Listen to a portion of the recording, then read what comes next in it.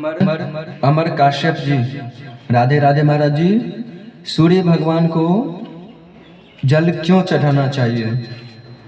देखो भाई, सूर्य भगवान को जल इसलिए चढ़ाना चाहिए क्योंकि उदाहरण से समझिएगा, जैसे कि हम बिजली जलाते हैं तो बिजली का बिल आता है तो हमें जमा करना पड़ता है ना। जैसे हमें बिजली का बिल जमा करना पड़ता है बिजली जलाते हैं, तो वैसे ही अगर जैसे ठंड का मौसम हो या वैसे भी कपड़ा सुखाने में हो, कपड़े सुखाने में हो, या ठंड के समय में जब हम बाहर में सोते हैं तो सूर्य भगवान से हम धूप लेते हैं। क्यों? वो हम ऊर्जा लेते हैं, तो क्या हम उनका बिल भरते हैं? नहीं। तो उनके लिए कम से कम भगवान हमारे लिए इतना करते हैं, तो उनके लिए कम से कम तो मेरा ये फर्ज बनता है कि एक लोटा जल कम से कम उन्हें चढ़ा करके और उनका धन्यवाद तो कम से कम दे सकता हूँ कि हे प्रभु, आपने जो हमें ये प्रदान किया इसका आपका बहुत बहुत धन्यवाद। कम से कम ये तो कह सकते हैं। और देखिए, सूर्य भगवान को जल जब भी चढ़ाइए तो हमारे यहाँ 3 बार या 7 बार सूर्य भगवान की परिक्रमा का ये कहा गया है।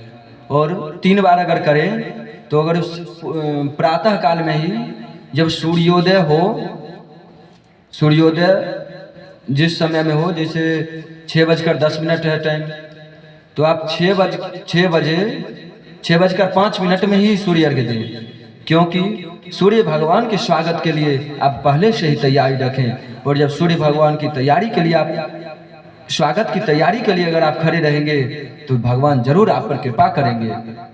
और सूर्य भगवान को जल चढ़ाने का नियम ये भी है कि आप जिस स्थान पर सूर्य अर्घ्य देते हैं वैसे 7 बजे 8 बजे भी चढ़ाइए, कोई दिक्कत नहीं है। लेकिन जो सबसे उत्तम माना गया है वो सूर्योदय के समय में, सूर्योदय से 2-4-5 मिनट पहले चढ़ाए तो सबसे उत्तम माना गया है। और सूर्य भगवान को जल जब भी चढ़ाएं पूर्व दिशा में रहें और पहली बार जल चढ़ाएं। तो अगर नहीं कुछ जानते हैं तो ओम सूर्याय नमः, ओम भास्कराय नमः, यही मंत्र से ओम सूर्याय नमः, ओम सूर्याय नमः, ओम सूर्याय नमः, इस मंत्र से जल चढ़ाइए।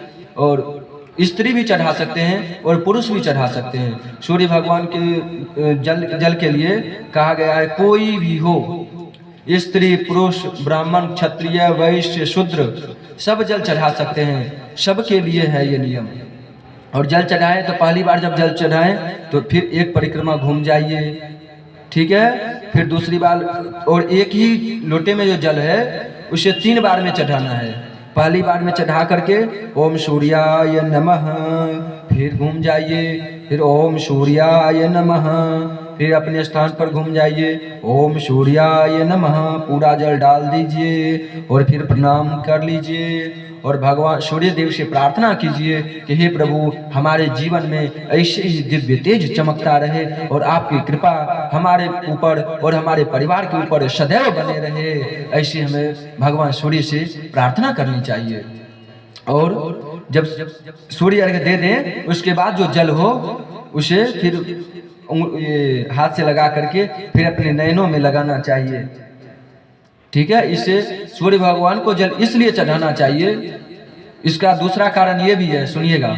सूर्य भगवान को जल इसलिए चढ़ाएं क्योंकि आपके पितृ जो अशांत हैं, पितृ अर्थात जो कि पिता के पिता के पिता, जो भी अपने परिवार में जो लोग वैकुंठ लोग चले गए हैं, जिनका अर्थात देहांत हो चुका है, उनके लिए अगर आप पिंडदान करते हैं तो उन आत्माओं की शांति मिलती है। इसलिए पिंडदान करना, ये सूर्य भगवान को जल चढ़ाना बहुत ही आवश्यक है। इसलिए स्त्री हो पुरुष हो ब्राह्मण क्षत्रिय वैश्य शूद्र जो भी हो, सब प्रेम पूर्वक भगवान की पूजा पाठ कर सकते हैं, ठीक है।